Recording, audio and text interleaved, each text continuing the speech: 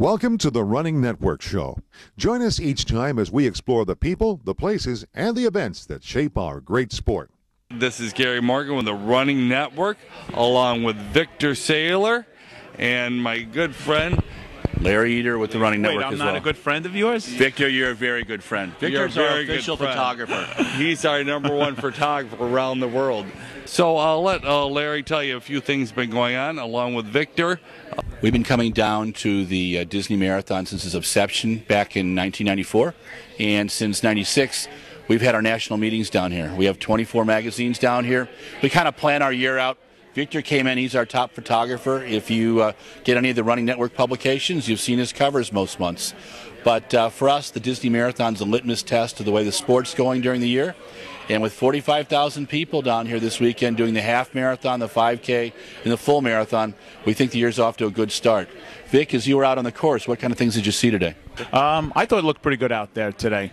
It's good that Signer came in as the official sponsor or presenting sponsor for the Disney World half marathon and marathon, which is always good to see. Signer's also a sponsor of the Falmouth Road Races, which we know is one of the great road races of all time. The weather was cooperative. Snowing in New York, ha ha ha.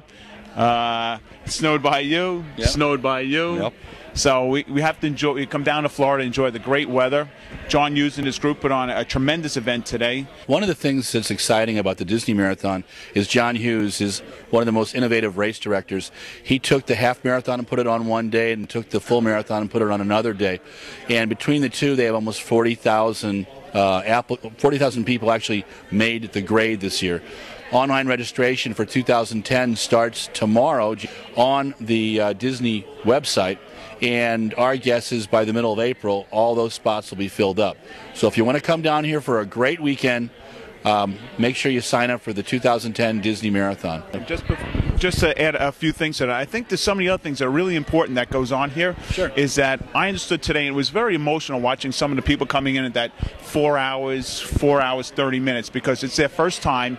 This is the biggest first-time marathon for anyone who comes out to run a marathon, and I think that's very special. It was inspirational for me today out there, taking photographs of people getting excited to finish, but it was even more inspirational when you come in there and you see it sort of becomes like an Olympics for them, because they're coming across the finish line and you can see the emotion, and they almost start crying. It's like they almost break down, and I think at some point maybe our good friend Art over here will interview some of those people next year when he comes down to see what's going through their mind. This is their first time out there.